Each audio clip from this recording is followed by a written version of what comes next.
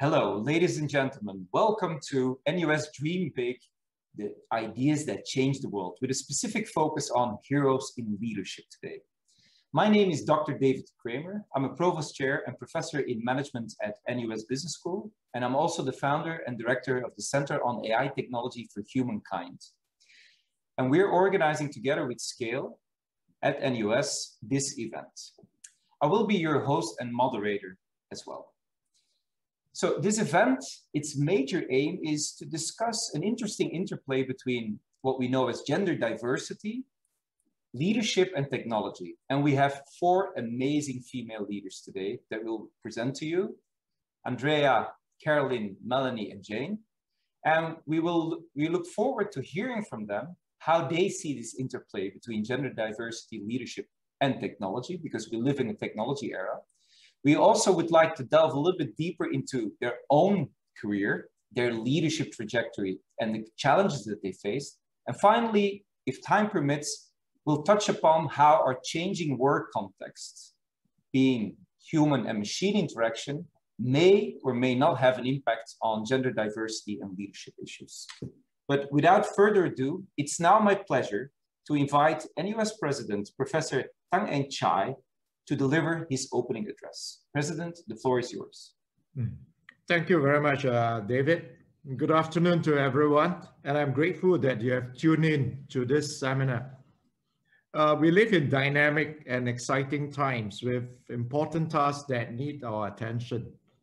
And thanks to technology, we seem to be living in a deluge of messages, emails, reading materials, and also noises and distractions.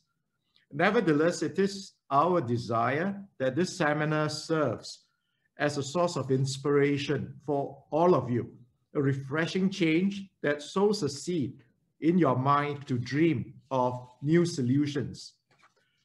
Modern society is accomplishing great advances in science and innovation. We go deep into space, we build transportation vehicles that run on clean energy using AI. We detect, prevent, and treat illnesses faster and more effective than ever. Notwithstanding, there are real and existential threats that require further work and action. Climate change, access to food and water, designing and building ecologically sustainable cities. The list is long, and for many of us, work is centered on improving things and solving problems every day. It is thus wise to keep Albert Einstein's words in mind. In the middle of every difficulty lies opportunity. The vision of NUS is to be a leading global university shaping the future. At NUS, we believe in a bright and progressive future driven by the spirit of human creativity.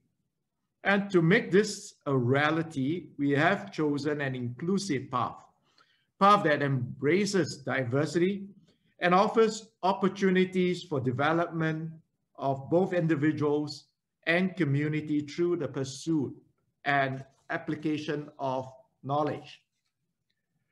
Yet the greater magic will come not just from individual brilliance, but from fusion. And this is combining and integrating people, ideas, knowledge, expertise, and resources in innovative ways.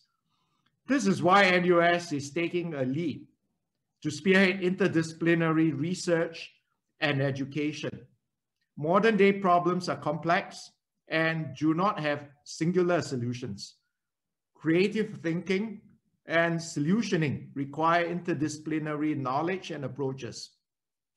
Ideas and solutions become richer and more holistic when one draws upon connections, harnessing perspectives from across different approaches and disciplines.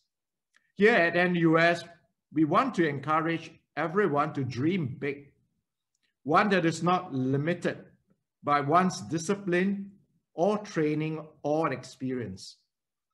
It is with this background I present to you the first installment of the NUS Dream Big series. Through this initiative, we will bring together great achievers in respective fields and give them a stage to share their thoughts with us.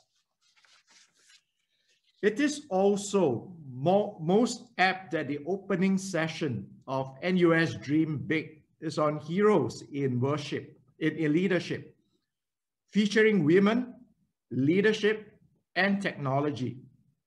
Some of you may have read about the university's active efforts in supporting and drawing women into academia. NUS is one of the institutions that started the Rising Stars Women in Engineering workshop in 2018 to bring together young women from around the world to explore academic careers. Gender will not be an issue. As an inclusive employer, we want every staff to fully realize his or her potential and not be constrained by role or gender stereotyping. NUS is heartened to see that more women are joining NUS now, and also that there are more women now in STEM disciplines. Recently, we have announced that female faculty members will have a reduced teaching load for a semester after returning from maternity leave. Now, this is just one small but important step towards supporting our female faculty as they juggle work and family commitments. So I'm thus excited to hear from our distinguished speakers today. They are all inspiring individuals who are leaders in the technology world. We will hear about the ideas that shape them into who they are, the obstacles they have overcome along the way, and learn something that begins as an illusory idea eventually becoming reality. So a big thank you to our distinguished speakers. So in closing, I hope everyone will enjoy this session and that you will leave this seminar filled with inspiration, new ideas, and excitement about what can be achieved if we all dream big. Thank you. Thank you, President, for the opening speech. And we'll definitely try to create some magic and inclusiveness today as well. So, as I just mentioned, and the President also referred to it, Dreaming Big. This is an event where Scale, NUS, in collaboration with the Center on AI Technology for Humankind, organizes an event with an outreach that is global. We're happy to say that. And we based ourselves on the research that we've conducted in our center. So before we move to the panelists, we would like to put a little bit in perspective what the Center on AI Technology for Humankind, which already has an emphasis on inclusiveness, and the research that has been done in this center on the topic of women, leadership, and technology, that forms the basis of this event. We would like to introduce you a little bit more to this. And I would like to start with a timeline. It's a very AiTH, or Center on AI Technology for Humankind, is very recent at NUS. And actually, as you can see on the timeline, I'm not going to go into detail with everything, so don't worry. But some important dates have been the launch of the center, which was on 23rd of April, 2020. And it was a virtual launch because, unfortunately, as we all know, because of the pandemic, our ideas initially were to have a big event face-to-face, but because of the pandemic, we had to move it to virtual. So it is more or less 1 year old.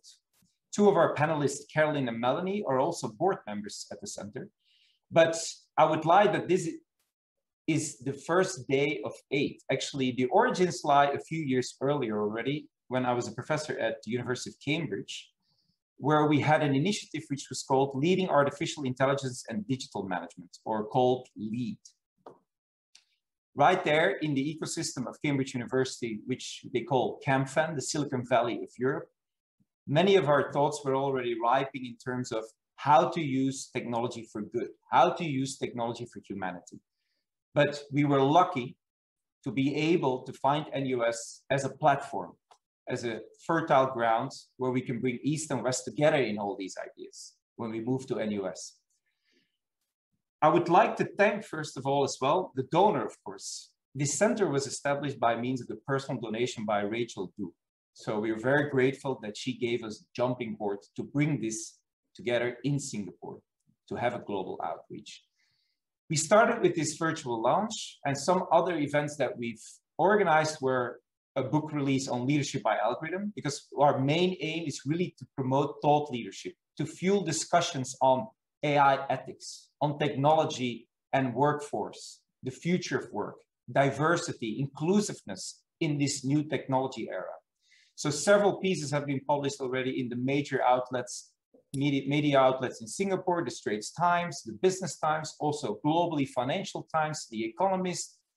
We've published several pieces on Harvard Business Review.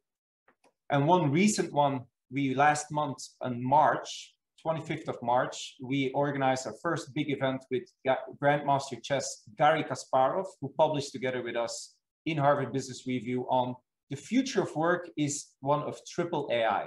Artificial intelligence, machine intelligence, authentic intelligence, human intelligence, leading to augmented intelligence. And we found out that in that process, gender definitely plays a role, but it's interesting how technology is going to influence this. So we hope to discuss this a little bit more today as well. Some other noteworthy events that took place, so that you have the whole picture, is that the World Economic Forum in November last year picked up some of our work on ethics and responsible AI, that we can use AI for good if we also know what our purpose is, what kind of human identity and human society we would like to see.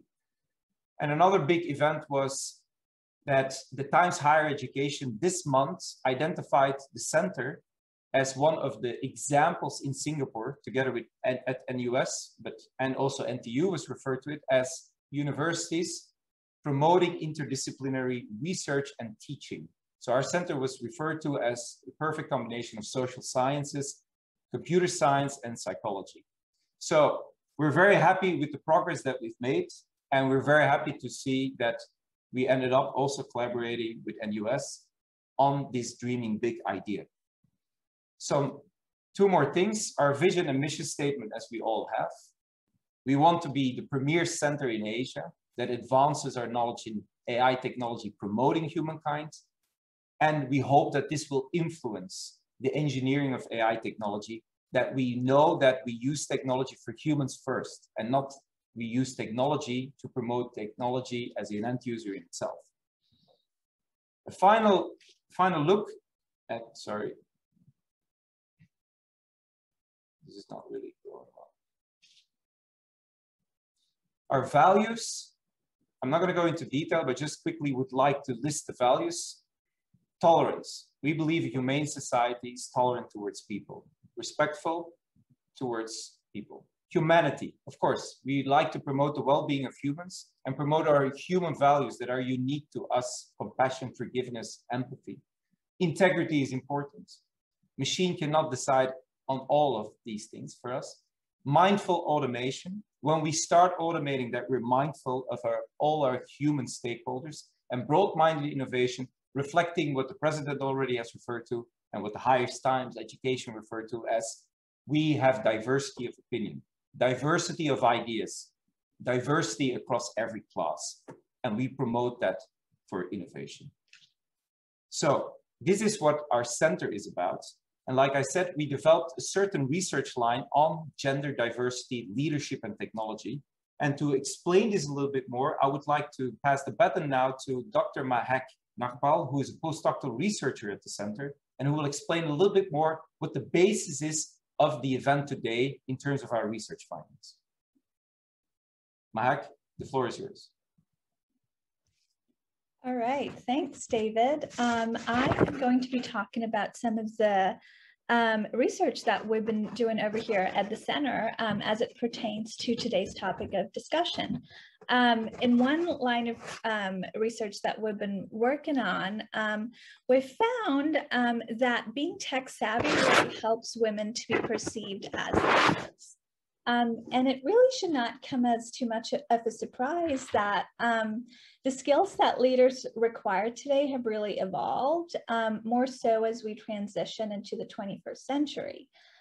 Technological innovations are disrupting how organizations function. Leaders today need to be tech savvy enough to facilitate these digital transformations taking place, ensuring that all have a tight enough grasp of technology to be able to leverage it to develop a competitive advantage, you know, for their companies. Now, given how leadership criteria are evolving in this technological era, it really is worth asking, is who gets considered leader-like changing too? Specifically, will these trends also disrupt long-standing biases, such as the think manager, think male bias that has largely prevented women from reaching companies' top echelons? To examine whether the definitive trait of the current technological era, that is tech savviness, will change the perception and evaluation of female managers, leading to the recognition of their leadership capabilities, we actually ran a series of experiments. And of course, as you can see up on your screen there, you know, several noteworthy results emerged from our study. First of all, and quite unsurprisingly, you know, we found that there's a stark evidence of bias against women as leaders before taking into account tech savviness, that is. However, that gap between female and male managers disappeared when the leader was presented as tech savvy. Interestingly, perceptions of being tech savvy did not have an effect on participant evaluations of leadership emergence of male managers, meaning that regardless of being tech savvy or not, participants recognized the leadership capabilities of male managers. In the case of female managers, however, those who were presented as tech savvy were perceived to be at least as leader-like as male managers, irrespective of whether the male manager was tech savvy or not. On the other hand, female managers who were not perceived to be tech savvy were considered less leader-like than male managers. Again, irrespective of whether the male manager was tech savvy or not. And so our results really suggest that when female managers are considered tech savvy, they are perceived as leaders to the same extent that male managers are. For male managers, such an effect does not seem to exist. And so the natural question that results from that is, what are the implications of these findings for organizations and leadership development?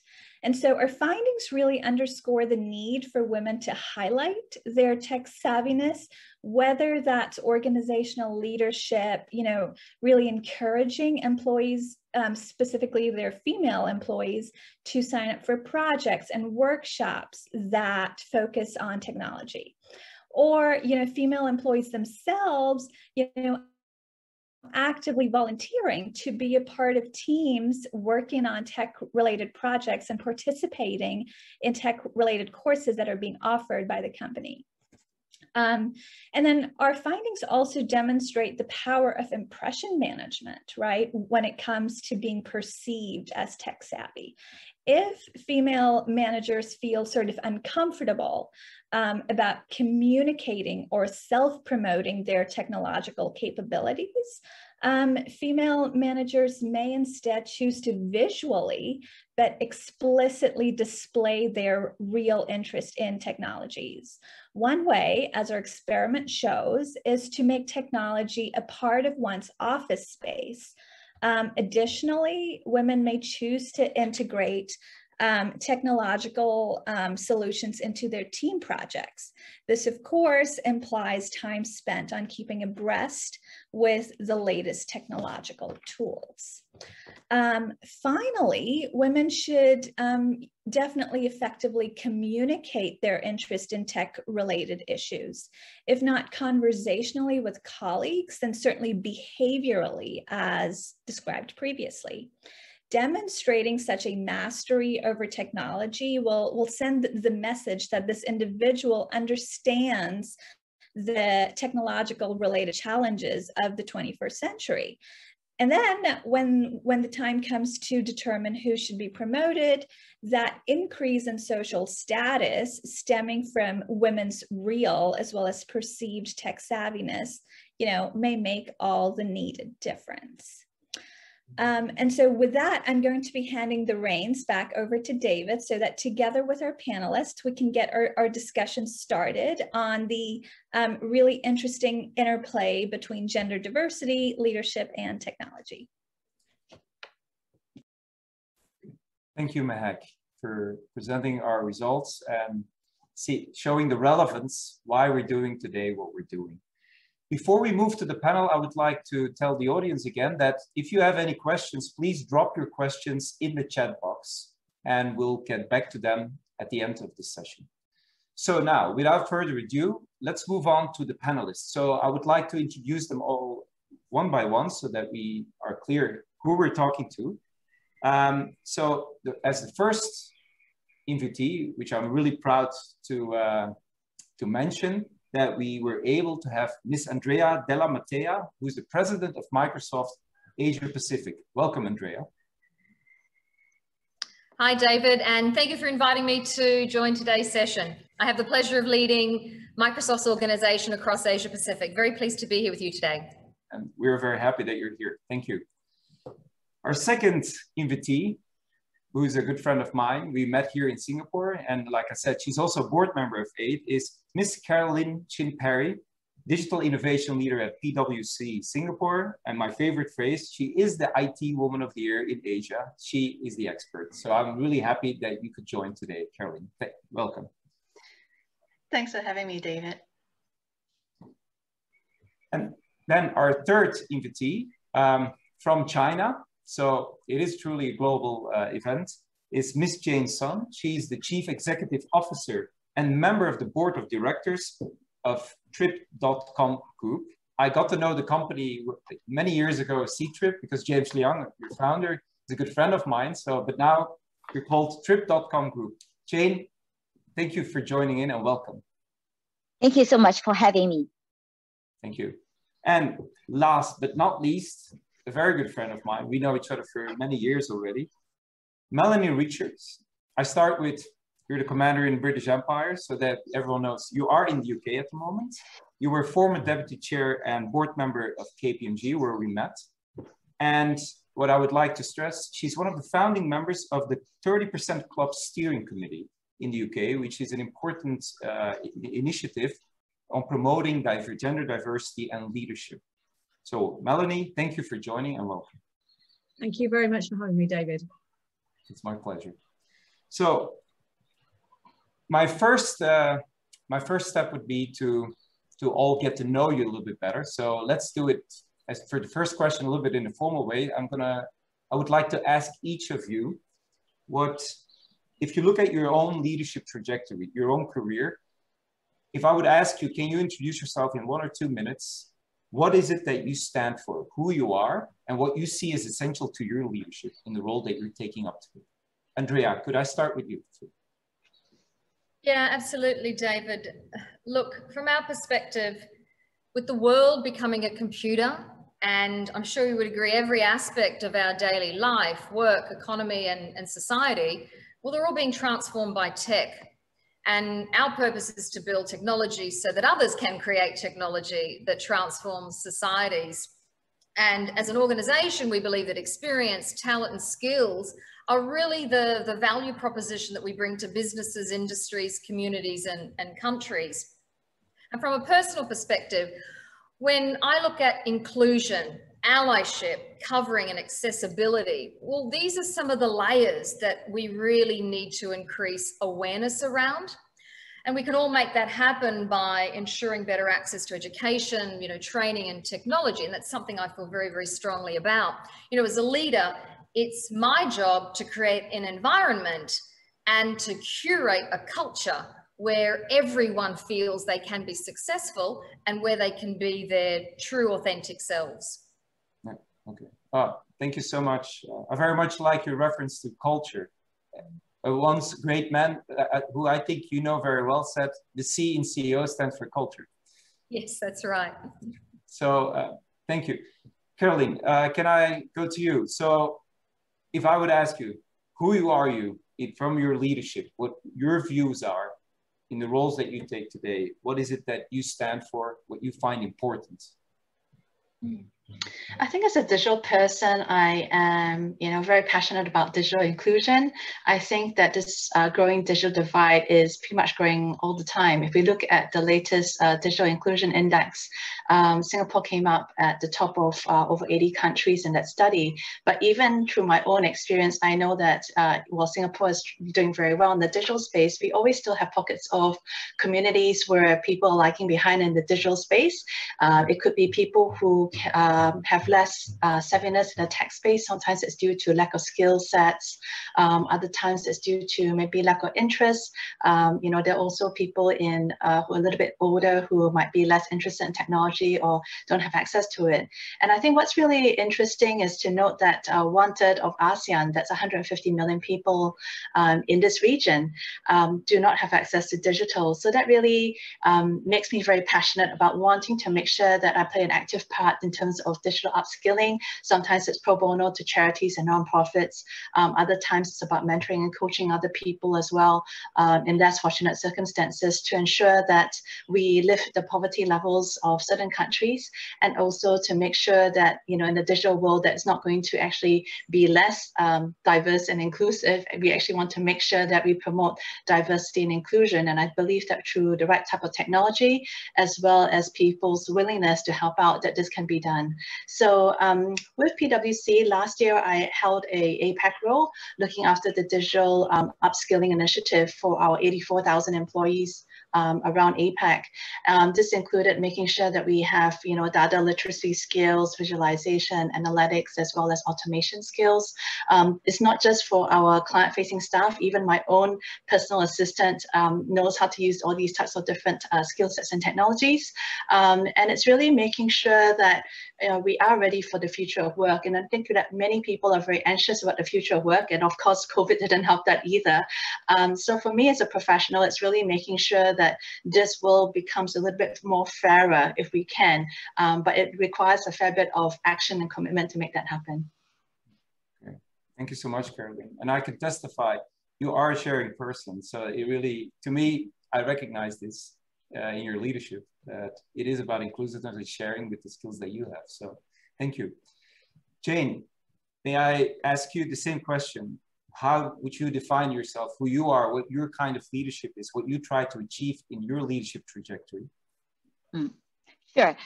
Trip.com is the largest travel company in China and largest in Asia. In terms of GMV, it's also the largest in the world. So I took advantage of being the CEO of the most powerful travel company in the world and travel to many countries. And no matter where I am, whether in UK, in the USA, or in the refugee camps in Syria, I feel people from different countries are focusing on the same thing. We want our children to have good education, for our young people to have good career, and for our families to have peaceful and prosperous lives. And with that, technology play a very important role, because in the refugee camp, in a remote area where people do not have access to anything, as long as we give them a cell phone, they're able to post their home hotel online, their handcrafts online, make a living of it. be part of the travel ecosystem. So technology becomes such an empowerment for many females who are left behind in a poor village, in a country which is so devastated. But we give them a tool so that they can present what they have to the tourists and attract the tourists to their area and improve their life. So for me, technology is very critical, not only for the people who are involved in the high-tech industry, but also empower the females in the world which have very little access to economic benefits. Okay.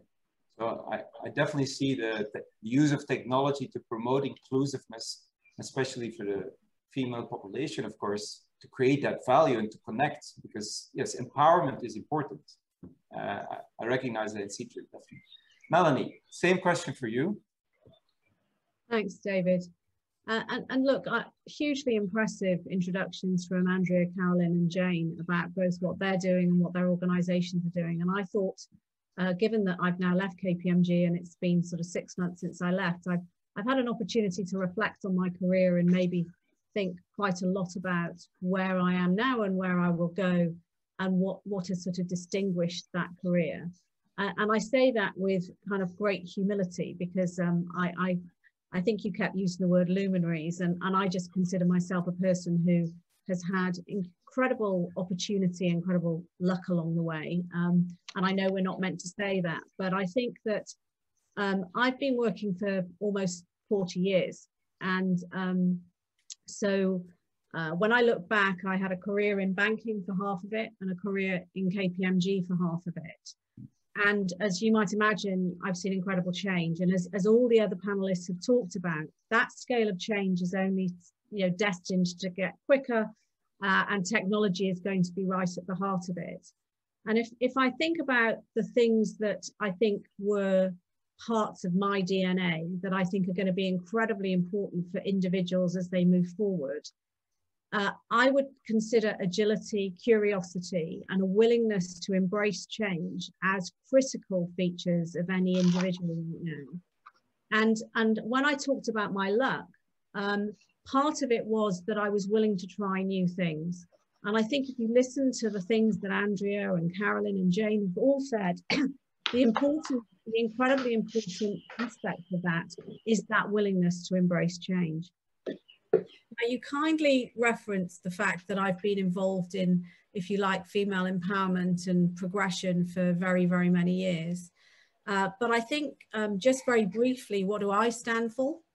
I stand for excellence, because I think there is no avoiding really hard work, and there's no easy and quick routes to creating change, or indeed leading change. The second would be ethics and integrity, and I'm sure we'll unpack that a little bit more. And then the last is empathy and fairness, which some might call inclusion, some might call, but I think you and I have talked a great deal about the fact that as we think about the development of technology and we move forward, if we do that without losing sight of our own humanity, our own humility, I think we will get into big trouble. So from my perspective, much of my focus is not so much on the technology itself, but what's the impact going to be, and how are we going to harness that impact for good? Well, thank you so much, Melanie. And I think it's a nice top up on what we've already heard from the 3 other leaders.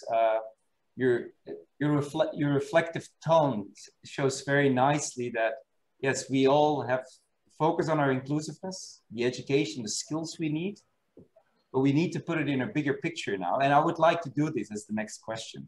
So now I would like to open the floor a little bit. So you can choose who starts first. So I'm not going to point fingers anymore, but all of you basically refer to the importance of skills, education, empowerment of women, giving the opportunities, creating conditions to do this. So knowing what we, for example, found in the center on women, when they're seen as tech savvy, they actually have bigger chances today to be seen as leadership material. Their status goes up. So the big question that I want to ask you now is, If it is it that simple? Is it that women need to find ways to promote their status? Is that by means of education? Is that by means of certain skills? Is that by means of being empowered? And in what way? Who empowers who?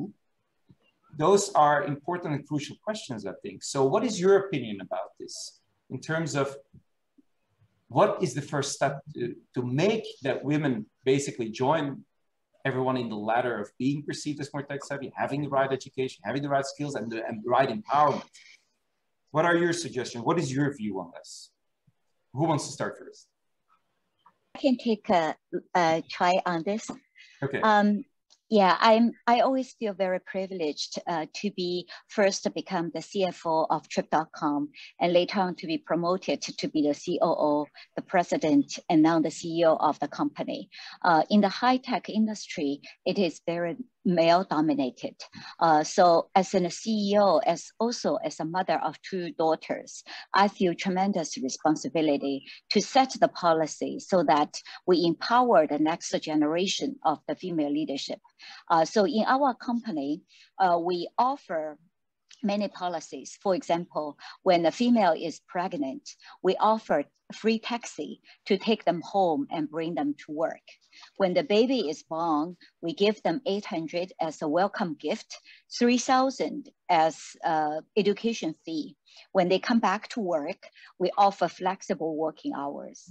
And nowadays, I also noticed that many female students are taking PhDs, studying overseas. So when they come back, they have a biological clock, which make the birth period a little bit shorter if they get advanced degree. So many of them are struggling whether to have family first or children first or work first. So we come up with a policy that if our female workers decide to have their eggs frozen, Trip.com will pay for it. And we are the first company and only company in China who does that. And I had to take on lots of heat, lots of pressure standing in front of the media to defend our policy because lots of people, particularly male in the workforce who do not have this kind of pressure will question us. Are you encouraging females not to have a family? And I thought through this and I told the media that it is always good to give females more choices, more options. If you like the option, you can take it. If you don't like the option, nobody forces you to take it. That's how I calm down the media question. But as an executive, we really need to step up and make sure our female employees are given a very good opportunity to take away their worries so they can be very successful in the very high male-dominated industry. Thank you. So I hear you say very much the organization is responsible for providing the right empowerment for female talents to rise the ranks and build their careers as well, especially in technology, because it seems you're saying the technology industry especially requires this. Okay, any comments, any additions? Yeah, I'd love to add to that. Congratulations, Jane. I think you're leading such an impressively inclusive and supportive environment for women. And of course, I'm sure more than just women as well. Maybe I can take a slightly different stance to this because I think that Jane covered what some of the more inclusive organizations can do for their staff. So maybe I could look at it from an individual perspective. I think as all professionals, we should all really think about how can you add value to an organization? What are you truly passionate about, and where are some of your more natural skills? And I think also really about taking charge of your own career as well as your own learning, and not waiting for anyone to, budge you to move along in that direction. So, if you are someone who is a little bit more tech savvy, fantastic. I think there's enough findings earlier that was shared that would help in your career. But if you are less or a little bit slower in this particular space, to really think about what are you truly genuinely passionate about. I think that once you know what you're passionate about, it's a lot easier to then join the dots as to what the future of work might look like for you. In particular, if you are, say, for example, a very people person and you like helping others, then maybe from a tech viewpoint, is it a case of perhaps being a change management professional?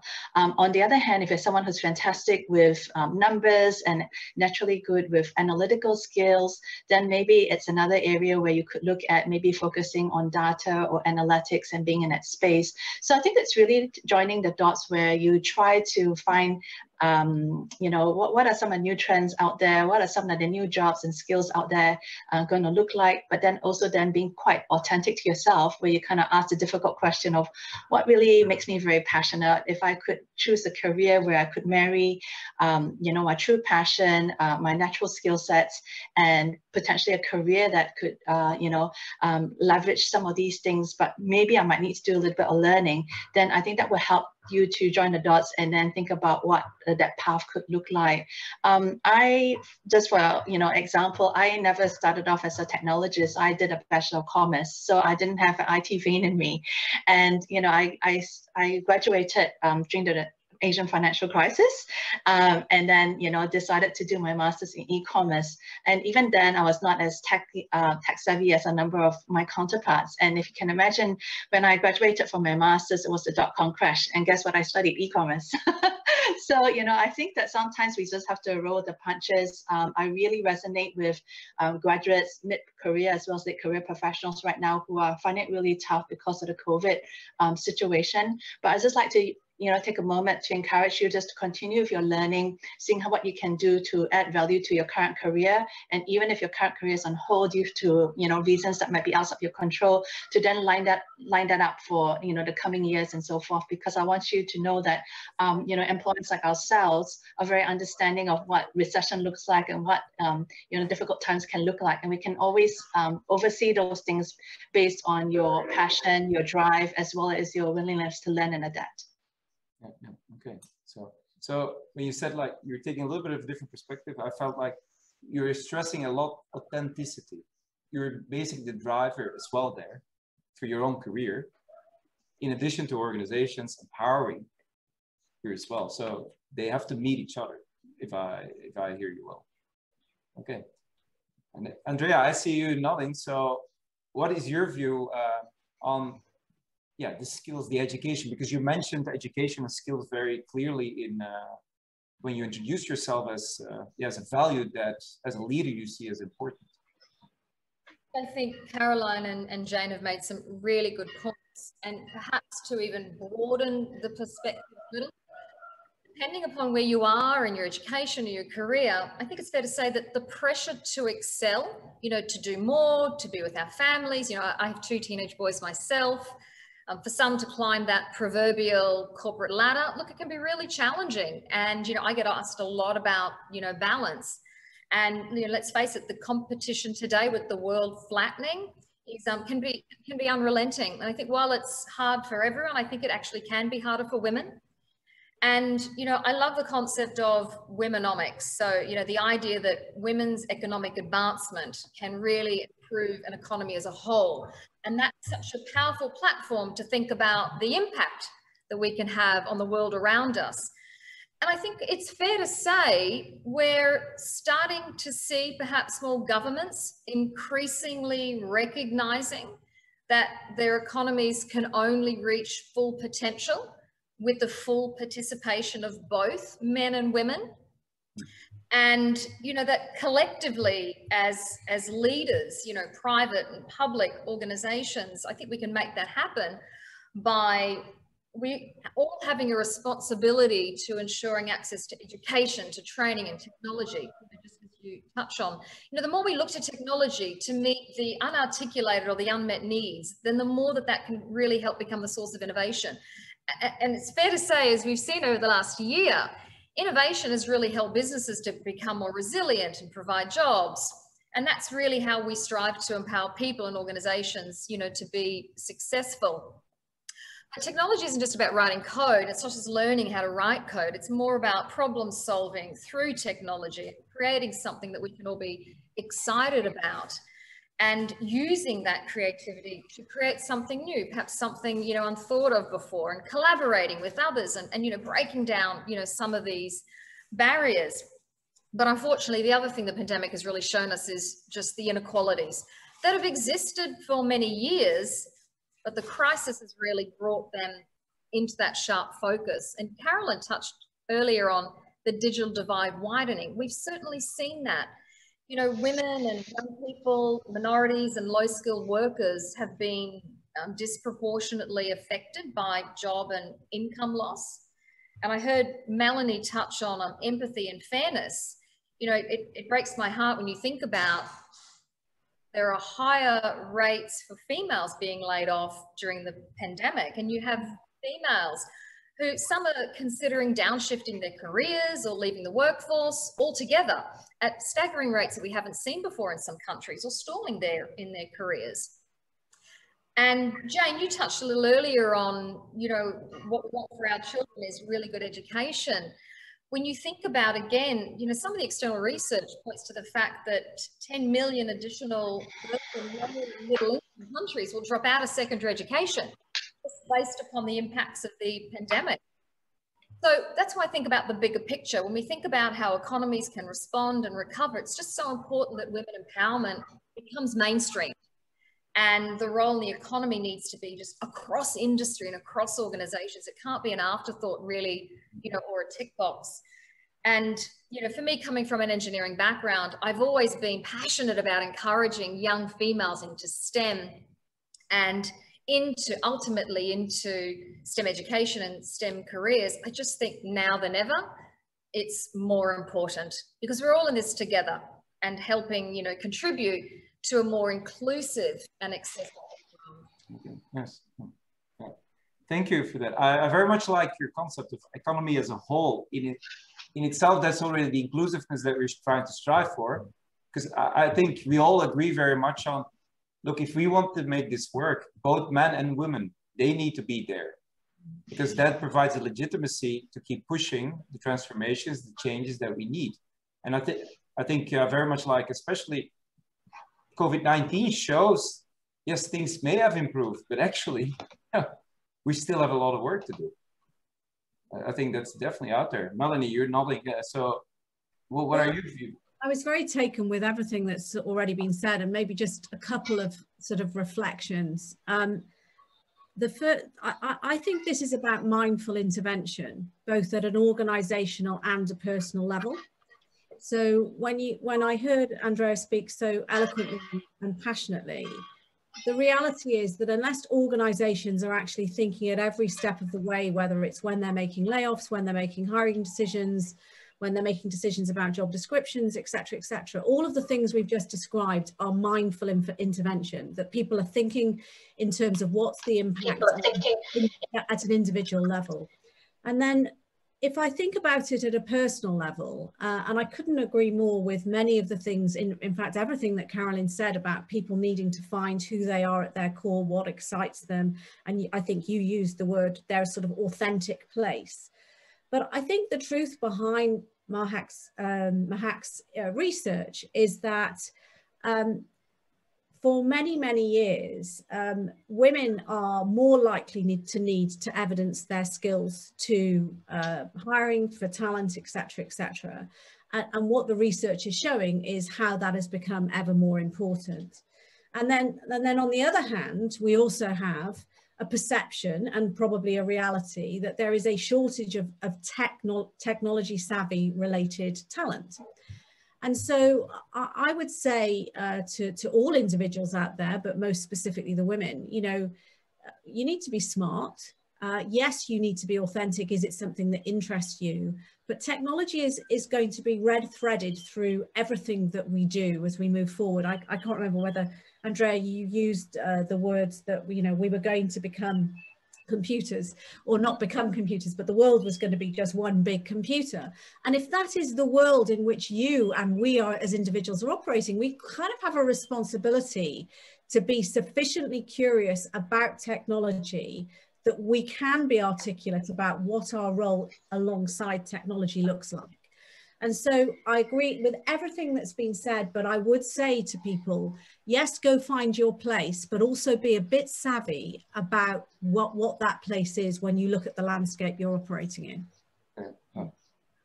Thank you. I really like that. I see everyone nodding. So, okay, we're converging. So I'm going to I'm going to elaborate on 2 points that you said, and I think you'll all find very interesting. So first of all, what I hear you say is that, yes, you need to pay attention to technology. Technology is here. Technology is changing our world. You work in an industry where technology is dominant and is being employed. But at the same time, Melanie, you said the world is not a machine only. This is something that we look at AiTH as well. We need values that, so until now, most have described as more female, more communal. The empathy, taking the perspective, collaboration, community sense. We cannot lose those values. So in a sense, I see there's an important role actually. We say from an interdisciplinary research, oh, more social sciences into engineering. What I hear you say is, well, we need a female touch in the technology. So I have 2 questions. How can universities, because of course we're here at NUS, how can education play a role in this? We want more STEM graduates, but that's not the whole story when I'm listening to you. Being a STEM graduate is not the only thing. Probably we need more. And second of all, does it start at the university? Is it education only? Or is it also something in society that we need to change? So what's your view on this? If we want to push this agenda further, we need this female touch into technology. I can also take a try. I recently attended an HR meeting hosted by many headhunting firms. Their feedback is that if your specialty in the university is tech-driven, the opportunity for you is tremendous. However, they noticed that a lot of students, female students, are now studying finance, accounting, etc., which is also great. But the competition and the available jobs is much less. So from their perspective, the moment you put yourself away or not brave enough to tap into the tech field, when you graduate, your job opportunity is more limited. Then in school, you brave yourself and take some classes in the technology. So what I was trying to do is in a university, where I graduate, my husband graduate, even in high school, I go to talk to the principal, really make sure we put extra efforts to encourage the female students to take the courage to learn as much STEM classes as possible, because you don't have to be a coding engineer, but knowing some technology will be really widening the career fields for them. So I think we really need to start from the very beginning to give more encouragement for the female students. So they're more brave, taking on the classes and open up the door for them in the future. Okay, thank you. So I think that's probably what you were referring to as well, Andrea, and I think Melanie, what you're saying, like, yeah, it's not only a technology touch that we need. People, first of all, and women especially, need to be encouraged in finding their place and their identity first. Because may I say that technology today is too masculine? Yeah, can I make an observation, David, that I think sometimes if we get to sort of the gender stereotypes of all women are empathetic and all men aren't, we run some really big risks there. Yeah. And I tend to try and steer away from that kind of categorization, even if there is that sort of notion and there is some truth to some of it. And actually, I think what we really are saying is that we need more inclusive and collaborative leaders. And how do we create an education system? How do we create a work environment that values and rewards inclusive and collaborative leaders? And I think, you know, I look around and I see all of the great organizations on this call, and I know that they will all be aspiring to that. And I know, you know, that's what we individually aspire to. But the real question for me is, aside from the skills, the technology skills, and whether you did this degree or that degree, what are we doing to reward at an organizational level that sort of behavior? Because if that is threaded through organizations And let's be very clear, it is a very, very difficult thing to achieve. And if it were that easy to achieve, we wouldn't be having this conversation about women versus men or the unfairness of society or whatever else. I do think that that's where education can help, because I think the people that we are putting into organizations have the opportunity to start to influence that culture in a way. But you know, we need to make sure that we aren't just focused on skills, we're focused on leadership qualities, would be my observation. And leadership starts not at the top of an organization when you reach it, it starts from your mindset when you join it. Yeah. I actually like something that you're saying a lot. I mean, I like everything you're saying, but there's a point that really you touched here that I like in the education sector. We seem to think, you know what, we just need more female students in STEM graduates and everything will be fine. But that's not what you're saying. It's more like, no, if men and women, they get these skills, but it's about collaboration. It's about building a legitimate world where basically we collaborate, having these skills, but it's not about STEM itself. Because I feel sometimes that universities are pushing that agenda still too much. It seems like it's about STEM itself, and let's just make sure we also have enough female graduates. But that's not the point. I don't know. How do you think about that? So, Andrea? So look, I think on one hand, if we don't have enough women visible regularly in every industry, whether it's sports or business, you know, science, tech, engineering, or leadership for that matter, then I think girls don't feel they have someone like themselves to role model. The empowerment. Yeah, and I think there's enough research around the power of role models, mentors, and coaches, particularly for youth. And look, as leaders in organizations, you know, we have the opportunity and frankly the responsibility to really make that happen across every industry and every market, you know, every country.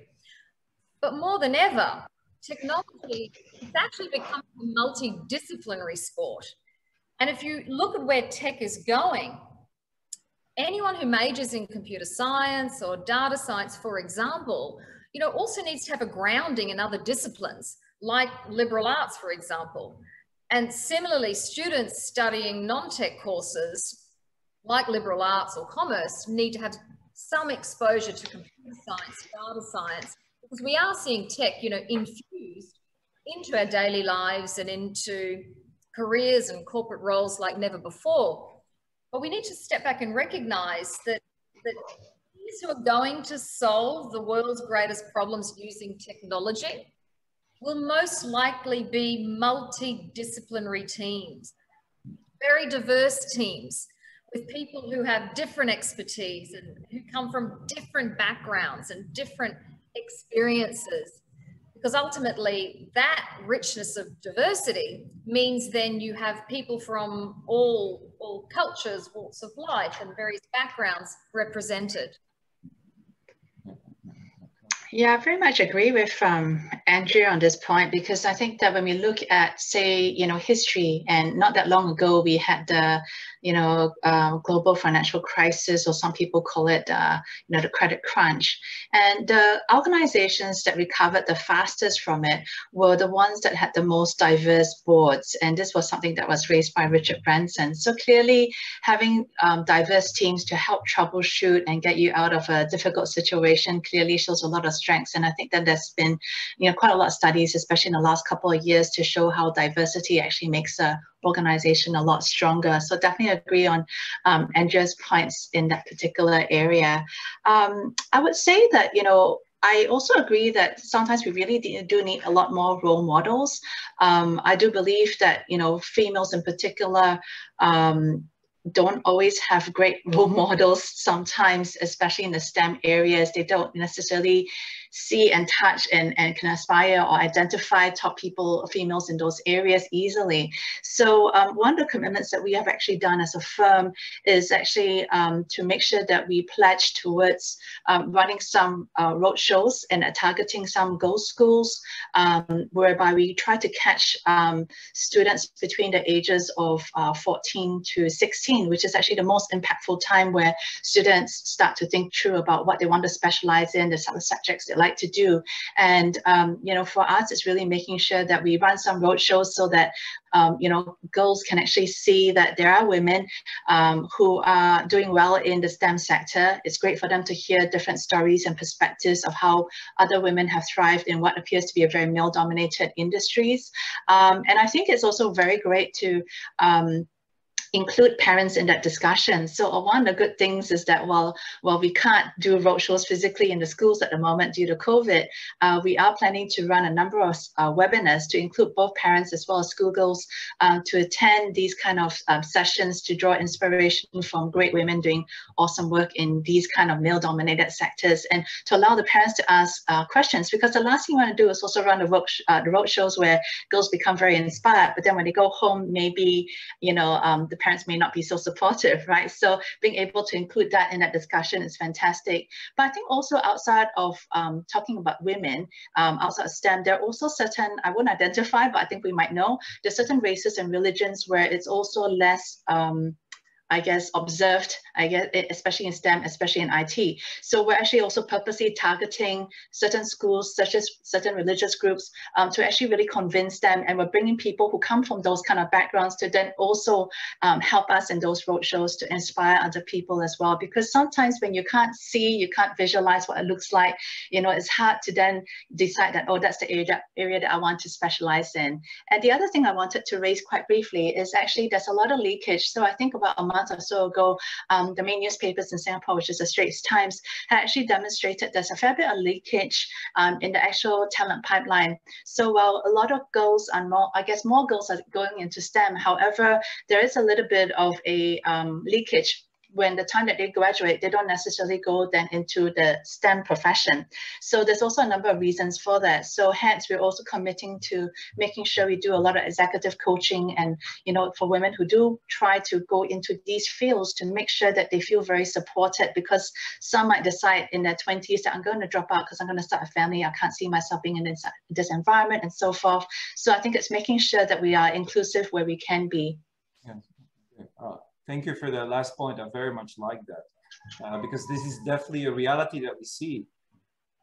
Getting the right degree, that's a step, but it's what happens afterwards. And I think that's what Melanie also mentioned, is you need a collaborative environment, which mentoring, coaching. So may I ask a question to all four of you, whether, because you referred to role modeling. So I suppose that for many of us, you are a role model yourself. So how do you see yourself? What are your responsibilities as a role model yourself? And what have been the challenges in your own career in trying to find such a role model? Or maybe you didn't have challenges, but I'm sure there were many challenges. How did you deal with that in order to become the role model you are today?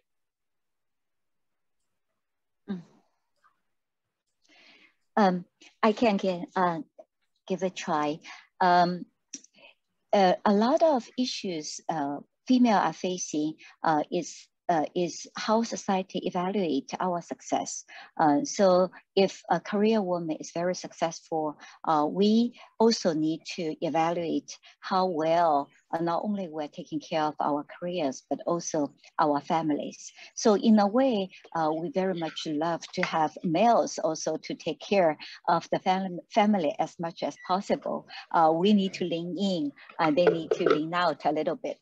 But at the current status is that as an executive, I feel being a role model is to be very thoughtful for our female leadership team. For example, when one time I remember we had an offsite leadership team, and one of my direct reports just had a baby and she was breastfeeding her baby. So naturally, I understand if she stopped feeding her baby for 1 day or two, her milk will disappear. So I offered to her that she can take her baby with her for our meeting, and during the meeting break, she can breastfeed her baby. And she was very grateful for our offer, and her family are very grateful. So we probably get the eternal loyalty from this employee. And it's very easy to do. Our company didn't have to do any sacrifice just to be thoughtful. And I'm very glad I'm in the CEO position, because if I did not make the offer, very few employees will have the courage to come and talk to the CEO and ask if she can bring the baby with her for the offsite meeting.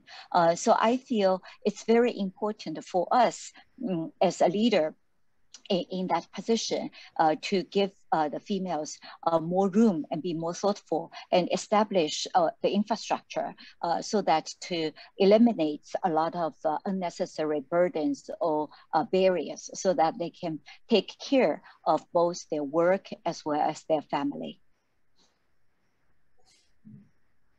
Thank you, Jane. And it seems like this is something that defines your leadership really. You take an active approach in this yourself, very much so. Andrea, so how do you see your role as, I mean, I know you're out there as well promoting your ideas. So how do you see your role modeling, and how's your trajectory there? Was it easy for you to get there, to be that role model you wanted to be? You know, David, when I think back to university, and you know, I was in my late teens when I started, and then early 20s when I graduated, long time ago. But I still vividly remember that first day walking into the lecture hall and seeing this sea of young, hopeful students. It was a sea of young, hopeful male students because I'd chosen to study engineering. And I think in hindsight, that was really quite indicative of the road ahead for me, where ultimately I'd chosen a career in technology. You know, my first couple of jobs, I was, you know, the only female engineer. It was very common to be the only female in the room, and particularly with, you know, others around me. Whilst there are a lot of role models, there were very few female role models, both at university and ultimately in my career. And as a result, I very much feel I have that, you know, that personal responsibility to do everything I can to be able to be there to connect with young female students. I remember spending International Women's Day before the pandemic, previously one year, with 500 young female students in Sri Lanka, high school students, just listening to their dreams and ambitions, but finding and creating opportunities to connect with students at high school, upper education, you know, university, you know, early in career, I think is just so crucially important. And I was very fortunate, though, early on in my career to work for people and to work with organizations who did not see gender and who gave me, you know, an equal opportunity to be able to progress in my career. I think it was Melanie who said that there was a little bit of luck and, you know, a lot of hard work. And look, Melanie, I couldn't agree more with your comments. I do think you have to put yourself out there. I do think you have to take a risk. I do think you have to be comfortable being in an uncomfortable situation, to be able to learn and grow and to have the opportunity to take a risk and to fail and to continue, you know, to learn and grow. But to do that, you do need to be in an environment where you're encouraged, you know, to be able to do that. And I think role models and coaches really play a very important part. So look, my advice to some of the attendees we have today, you know, when you start to think about, you know, your career, find people you love working with, people you love working for, you know, organizations who will champion diversity and inclusion. There are so many companies out there today that I think really understand the importance of people and the power of people within a company. It's that external brand and your reputation of a company. But think about how you want to leave your mark and make an impact and to contribute not only to the culture within, you know, a company that you ultimately may work for or decide to start up yourself, but the community around. You know, we all have the opportunity to give back and to give that helping hand to others. Thank you.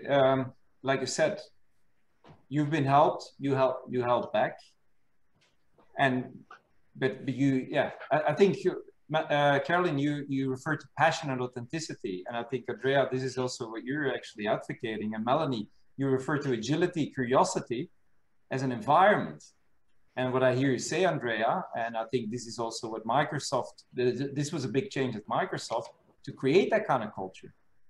Because it's that kind of culture that probably will drive when I got to know Melanie when she in KPMG, she was inclusiveness and collaboration. That was the culture, the big C that you put out there. Melanie. There were so many things that resonated with what Andrea said. And one of the things I'd say is that I was a sort of slightly unwilling role model because, you know, not because I didn't see myself as in being important to bring people through, but it's it can sort of feel quite a label and a burden in a way. And I don't mean burden as in not wanting to do it, but burden as in sort of being held up in that way. And I think what's really, really important is that we focus on doing some big things, which as leaders in organizations, we have the power to do, to go and talk to 500 students, to go and to talk to larger groups of people and make some real impact. And having opportunities like this, you know, I feel very blessed that I get opportunities to talk to people in this way. But I also think that as role models, we can't forget the small things. And so, you know, it's the day-to-day things inside an organization, people seeing how you behave, checking yourself, learning, making sure that you continue to learn as a role model. And I also think for the people on this call, all the people on this call have talked variously about their individual, you know, some have touched on that they have family. I happen to have 2 boys who are a lot older because I'm a lot older. And, you know, those are all parts of who we are and our DNA. But you will come across different people who will provide different things to you as role models. And so there isn't this stereotype of the perfect female leader or the stereotype of the perfect leader. And leaders come with flaws as well, and they come with having lived challenges. And I think the more honest, and Andrea did a really good job of being honest, and so much resonated about being the only woman in the room, all of those things, you know, hopefully that are things that the future leaders that are coming through won't necessarily have to experience. But I think that all I would say is that we have to put ourselves out there so people can almost like licorice all sorts, which, you know, sweets that have a variety of flavors. There are women out there that are a variety of flavors. And what I would impress upon the women who are listening to this is there is no one route. There is no one path. And that you need to find your own path. But if women like us can give you an opportunity to hear that it's possible to do in a variety of different ways, that would be my message to you right now. And I think an important element. And then the last thing I'd say is that men can be role models to women. And I'm not saying that lightly. And it's probably, Andrea, I think you said, you know, you had to have male role models, probably because there weren't huge numbers of women around you. And I'm not here to give a shout out for the men, but there are some great inclusive leaders that I've worked with that I've learned from. And there are great men who gave me opportunity. And so don't think of the world as split into the only role models you can follow are women, because, you know, there may be men that you find equally have equally attractive skills that you want to mimic. That's all I'll say. Oh, that resonates with me a lot. I think with everyone, that's very powerful argument. I agree with that. Jane, may I come back to you quickly? Sure. Earlier today, you mentioned about the role transition that you had in what I still call C-Troop. I apologize, the old. No worry. So can you explain a little bit more about what your experience was? Because like you said, you went through the ranks in the company, and we both know James. I mean, you know James much better than I do, but we both know James as a strong founder. So can you, building up on what just Melanie said, men also have an important role to play, be a role model. Can you say a little bit more about your experience there? Because I know it's a very interesting story. So are you willing to share this a little bit? Absolutely, absolutely. So I would like to share very briefly about my experience. 2 things really are very important in my development. First of all, I was born in Shanghai and I went to Peking University Law School. At the second year, one of the professors from Peking University wanted to select one student to go to study in the USA. And I was very blessed for the opportunity to be selected to go to the USA to study. But at that time, which is 1989, China was very poor. Both of my parents were chemistry engineers, but they only make 100 RMB, which is equivalent to 15 USD per person. So I had to work in a restaurant as a busgirl, in a law school library, 2 jobs, making $3 per hour to support myself. But my professor's family were very kind to me. They took me in and treated me as their own child. So as a good girl, taught by the Confucius, I told them that in China, when a kid is young, parents take care of their children, but when their parents get older, we're supposed to take care of our parents. So when I'm older and when I'm able to, I want to take good care of you. But they told me that, oh, honey, you don't need to take care of me, take care of us. If you can take care and support the international students in the same way we support you, we'll be very happy. So that totally changed my life because I had no blood relationship, didn't know them in the previous life at all, but they were so unselfish, so loving to me. So I always had a dream that someday, if I'm able to, I want to establish a scholarship to help students, name after my professor, and help the international students in the same way they helped me. So that event changed me. And then when I joined the C-Trip, I had a law degree, had a finance, a business degree. So I joined as the CFO of the company. But then Trip.com was growing so fast. So there are lots of things nobody was taking care of. So I just jumped in to take care of the collecting team, operation team, call center, etc. So gradually our board asked me to take on the COO position as a promotion. And later on, I became the president and then CEO of the company. So I realized that I do not have an engineering background. So for each business line that reports to me, I try very hard to grow the CTO into a CEO. So our technology team is very strong. The CTOs have learned to be a very strong engineer, not only an engineer, but also a CEO in each business unit. And I work very well with all the business leaders reporting to me. So understand my strengths and also grow the team to be complementary to my skills, to me is very important. And plus, my boss, my chairman, James, has a very strong technology background. So 2 of us work very closely back to back with each other to support each other. And one of the reasons why we have such a progressive female leadership policy is that James himself is a leading economist for the demographic economy for innovation. And his belief is that in order to have sustainable growth in technology, we need to have a very healthy population. And because of the one-child policy in China before, China needs to have very progressive policy to reverse the trend. That's why 2 of us use our company as the pioneer for lots of progressive policy. So I feel very blessed for that. Okay. Thank you for your willingness to share that. I knew the story, but it stresses again what we've been hearing so many times now, the collaborative effort here that we see happening. So Carolyn, just to give you the last word for this question, I know you're also someone, especially in your innovation project, collaboration is everything. So what are your ideas about the role modeling that you take and that you stress what is most important and what were your challenges?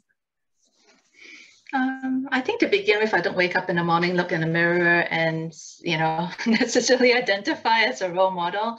I think, very much we all have inspirations that we draw upon in multiple different ways. And I would say that, you know, with collaboration, it's something which is extremely critical in any team environment. It doesn't even have to be in an innovation space. I think all of us work in a team environment, whether you're in a transport industry, whether you're in a mining industry, or any other industry for that matter. I would say that the collaboration between a diverse team is something which is very, very special. And sometimes it really creates magic. I say that because when you have people of different backgrounds, different perspectives, different skill sets, when you come together to innovate, to ideate, to even solve problems, for example, you all look at it from very different angles because your life experiences are so different. So I would say that we really need to not just have a D&I agenda for the sake of diversity and inclusion, but there actually is true business sense and also financial sense to have such diverse teams, and also to look at what collaboration looks like. I think that, you know, one of the earlier points that Melanie raised, which really resonates with me, was she's saying that, you know, if we really want to have an inclusive and collaborative team members, then what can we do to make sure that we recognize this? And I don't think that this is something that's done well enough by a lot of organizations. My husband and I have a running joke, and our running joke is, show me the KPIs and I'll show you the culture. Because quite often in an organization, the culture is usually, whether we like it or not, very much linked to what the KPIs look like. So I think that there's a lot of opportunity these days to actually promote people to make sure that they're collaborative, that they work well together, that there is good behavior, and people are inclusive in the workplace. I think a lot of this also stands with an organization being able to make sure that they run you know, courses around what biasness might look like, because I think quite often it's about unconscious bias that we all have without even realizing that that even happens. So being able to help educate people in that, and I think that it's something which should be done, you know, within the first month of someone entering any organization. Quite often also say that people who have good behavior sometimes don't get the right recognition as well. And sometimes you then start seeing quite toxic behaviors happening because people start being very selfish, because the KPIs are, you know, don't have anything to do with behaviors, don't have anything to do with the culture or being able to add value to others in the firm. I think that we all owe it to ourselves, regardless of what organization you belong to and what industry it is, to be that person to energize the room, to be that person to support others, to be that selfless person to add value in the organization, to your team and so forth, because, you know, why not? I think that there's a lot of happiness that occurs on the inside when you serve others. So I think that when we start thinking about new leadership styles such as servant leadership or transformational leadership, there are some, I guess, similar types of attributes behind it, such as, you know, being able to be compassionate, show empathy, being a good communicator and so forth, and also adaptability. So some people might say that, oh, those are qualities that perhaps is a little bit more feminine. But, you know, to Melanie's point, it's not about whether it's masculine or feminine. I think they're just qualities that all of us have it. And I think that sometimes it's society that shapes what males should be and what females should be. But in reality, to also Melanie's point, I've also had the pleasure of working with, you know, equally as many nurturing female leaders as I have male leaders. And I think to me, it's really about thinking about what sort of legacy do we want to leave behind as people. It does not matter to me whether a person is in the top part of a hierarchy or not. I believe that everyone can be a leader, and we have seen young women shown to be great leaders regardless of being part of an organization. So when I think about people like Malala Yousafzai, when I think about Greta Thunberg, you know, they are outright leaders in their own way. They didn't necessarily have to come from backgrounds where there's wealth. They didn't necessarily have to come from backgrounds where it's a big name organization, for example, but yet they stood for something that they believe in. They have created a legacy that many can aspire to and made very positive impacts to the world as well as the people behind them. And I'd like to, I guess, ask for people to think about what sort of legacy you'd like to leave behind in this world, beyond just your career or personal life. I think I see it as whole, you know, because I believe that we all can make a difference in this world. Okay, thank you. Thank you so much. That's also a powerful statement. And you may have seen, okay, we're already running out of time. The good thing is, because I've been scanning all the questions that the audience has as well, one way or another, we managed to address most of these questions by means of our discussion, which means I love the discussion. I think people did as well. There's one final question that I see popping up, and which touches about, Carolyn, what you're saying, and I would like to conclude with that and asking each of you. So what I hear here, I actually hear a lot of hope, and I see a value that our center that I just explained also endorses very much, is tolerance, forgiveness. I feel that we've moved beyond only looking at quota because we have to. It's not something that we have to make into an obligation. I think we all realize, like you said, inclusiveness, collaboration. Both men and women need to find their passion and do, and best that we build a culture, we do this together. But we will fail sometimes. We will have to, we have biases, like you said. So I think, would you agree with this? What is your responsibility? In all of this, the biggest value we may need is tolerance and forgiveness, but combined with the willingness to learn and move on. That's something that I feel that is an underlying tone. May I ask, Andrea, do you feel that that's the kind of culture as well that we need? Look, I couldn't agree more. I think you can pick a number of different words to depict what we're saying here. It's about diversity, it's about inclusion, it's about allyship, it's about recognizing accessibility, it's about thoughtfulness, it's about empathy. Without a doubt, I think the corporate workplaces of the past, be it public or private sectors, versus where we see society and communities going moving forward, are evolving, you know, for all the right reasons. I think today we're having some tough conversations that we probably should have been having many years ago, and in different countries, maybe the conversation comes to life in a bit of a different way. But ultimately, we each have the responsibility and the accountability to do our part, either as leaders or as parents, you know, or as citizens. So it's our responsibility and our accountability to contribute to a positive society around us. Okay, thank you. Melanie, same question for you. Concluding thoughts. Somebody had to do it. I've done so well. I wasn't on mute before. So I come away from conversations like this feeling incredibly optimistic. The quality of the conversation, the humility of the leaders on the call, and the willingness to embrace change is profound. And the ambition of organizations that Andrea referred to is all there, and it's all there for the making. I think, you know, for all of the awful things that the pandemic has wrought on the world, and all of us will feel it in very different ways wherever we're living, it's also made us much more mindful, much more tolerant. And I think as a human race, I'd like to think, not universally, but I'd like to think it's created more empathy in the world. And I think that has to be a good thing. But for all my optimism, I think this is no time for complacency. So I'm going to use a gardening analogy, which will make my husband laugh because I kill plants for fun. So don't ever buy them a plant. But I'm going to use the garden analogy because what we know is a garden needs to be tended constantly. And I think our organizations, I think where we are today, we need to see this as just the beginning of the next stage of what is an important journey for us all.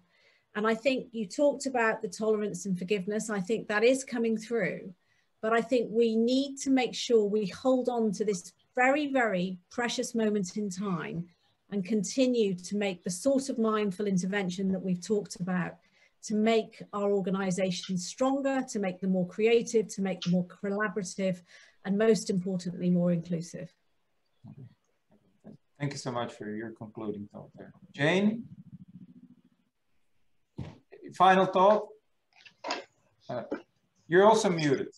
So Melanie, you're not sorry.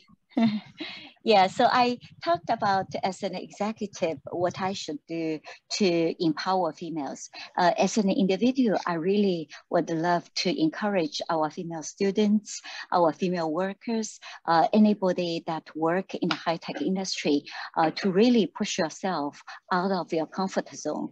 Many females are very capable, very hardworking.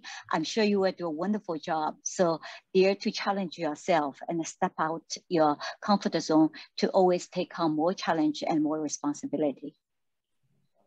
Thank you so much for that advice. Carolyn, you're the final one. Find your passion, find your purpose, and create the legacy that you can be very proud of. Okay, thank you. Short but powerful. Okay, so this makes that we are at the end of our event. I want to thank all of you, Andrea, Carolyn, Jane, and Melanie, so much for being very open, honest about your own feelings, your passions, your willingness to share also your own leadership ambitions, journey, challenges. I think for the people out there, we have a lot of students who wanted to attend this. You've been role models. Like Melanie said, we've given optimism, but we always know we can always do better and we should do better. That is the main message. So I want to thank all of you again for being part of this panel. I want to thank our audience for the questions you've sent. I hope we've provided some of the answers already, but it's up to you. I think it's up to all of us to take action. Thank you again.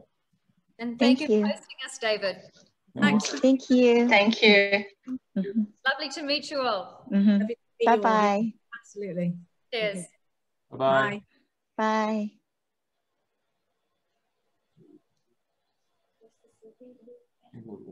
Which server? All right, yeah, but there's the